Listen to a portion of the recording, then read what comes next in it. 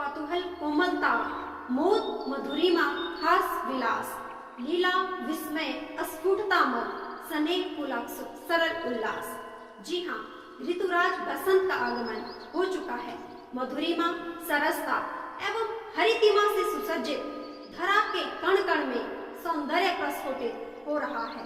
प्राणवंत प्रकृति का लावण्य चतुर्दिक निखर उठा है। बसंत ने सारी सृष्टि को मधुर संगीत से भर दिया है। वन और उपवन कोयल की कूक से आह्लादित हो रहे हैं। सरसों ने बसंती साड़ी पहन ली है। पक्षी स्वागत गीत गा रहे हैं। बौरों से लदे हुए आम के पेड़ और रंग बिरंगे पुष्प अपना सौरभ बिखेर रहे हैं। बसंत सचमुच सब ऋतुओं का राजा है। बसंत ऋतुराज है। नमस्कार, मैं शर्मिला भारद्वाज डीएवी मंडी से हिंदी की अध्यापिका इस बसंत ऋतु के आगमन पर आप सबका स्वागत करती हूँ और आप सबको बसंत पंचमी की हार्दिक शुभकामनाएं देती हूँ। भारत ऋतुओं का देश है।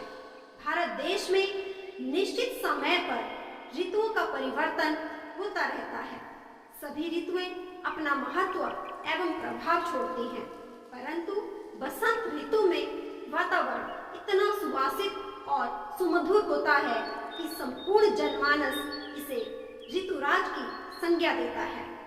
ऋतुराज बसंत वास्तविक रूप में ऋतु शिरोमणि है। अंग्रेजी तिथि के अनुसार बसंत फरवरी से लेकर अप्रैल महीने तक रहता है, परंतु हमारी भारतीय गणना के अनुसार यह ऋतु फाल्गुन माह से वैशाख माह तक रहती है। ऐसा माना जाता है कि इसी समय पर ब्रह्मा जी ने सृष्टि का निर्माण किया था, इसलिए इन्हीं दिनों में हिंदू नववर्ष की शुरुआत होती है। अगर वैज्ञानिक दृष्टि से भी देखें तो यही समय नववर्ष के लिए उत्तम है, क्योंकि इसी समय ही धरित्री शीत ऋतु की गहरी निद्रा तोड़कर नए उत्साह के साथ नई उमंग लेती है। इस समय प्रकृति अपनी नव श्रृंगार करती है और नव वधु सी प्रतीत होती है। पौराणिक मान्यता की बात करें तो ज्ञान की देवी माँ सरस्वती शुक्ल पक्ष की पंचमी तिथि अर्थात बसंत पंचमी के दिन ब्रह्मा जी के मुख से प्रकट हुई थी। माँ सरस्वती ज्ञान, कला और संगीत की देवी मानी जाती है, जिनका भारतीय संस्कृति में सर्वोच्च स्थान है। हमारे पौराणिक ग्रंथों में उन्हें नागेश्वरी, भारती, वीणा वादिनी आदि नामों से जाना गया है। माँ सरस्वती के आशीर्वाद से ज्ञान और बुद्धि में वृद्धि होती है, इसलिए इस दिन उनकी आराधना और पूजन किया जाता है। विद्यार्थी जीवन में तो इस पूजा का विशेष महत्व होता है। प्राचीन काल में इसी अवसर पर गुरुकुलों और आश्रमों के स्नातकों के दीक्षांत समारोह होते थे और इसी समय नए विद्यार्थियों के उपनयन संस्कार भी होते थे। हमने डीएवी मंडी में आज भी इन संस्कारों को जीवित रखा है और हम यह कोशिश करते हैं कि विद्यालय में नर्सरी कक्षा में बच्चों का प्रवेश इन्हीं दिनों में संपन्न किया जाए और साथ ही साथ यह भी सुनिश्चित करते हैं कि इन दिनों में विद्यालय में लगातार हवन किए जाते रहें, ताकि बच्चों को इन संस्कारों से जोड़ा जा सके। बसंत ऋतु का आगमन मानव के लिए एक ईश्वरीय वरदान की तरह है। प्रकृति की तरह मानव के स्वास्थ्य पर भी इसका बहुत अच्छा प्रभाव पड़ता है। चारों ओर हर्ष व उल्लास का वातावरण होने से मन उत्साह से भरा रहता है। इस ऋतु में प्रातःकाल खुली हवा में टहलने से स्वास्थ्य पर अत्यंत लाभ होता है और मानव हृदय में नूतन शक्ति का संचार होता है।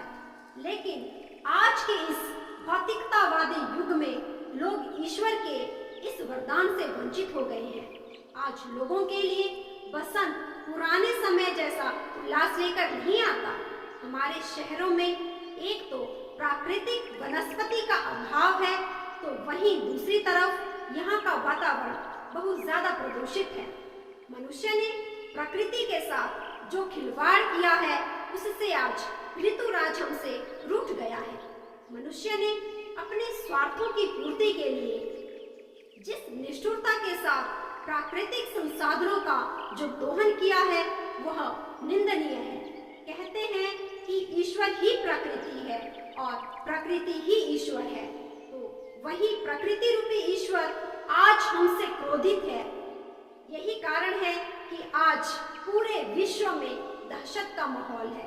इसी कारण मनुष्य को कोविड जैसे भयानक संक्रमण का सामना करना पड़ा है और आज एक मनुष्य दूसरे मनुष्य से भयभीत है। यह सब हमारे ही कर्मों का फल है, लेकिन अभी भी समय है। आइए मिलकर प्रकृति का आदर करते हैं, उसका सम्मान करते हैं, मिलकर स्वागत करते हैं इस बसंत ऋतु का और नमन करते हैं ईश्वर की इस अनुपम भेंट का, क्योंकि ऋतुराज बसंत वस्तुतः धरती पर भगवान का प्रतिनिधि बनकर आता है और जन जन में नव निर्माण की उमंग भरता है।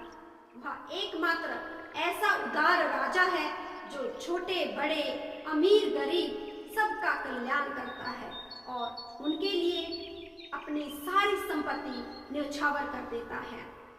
अंत में मैं आशा करती हूँ कि इस वर्ष बसंत ऋतु अपने साथ नई प्रेरणा, नए सपने, नए संकल्प लेके आएगी और यह वर्ष हम सब के लिए शुभ रहेगा। धन्यवाद।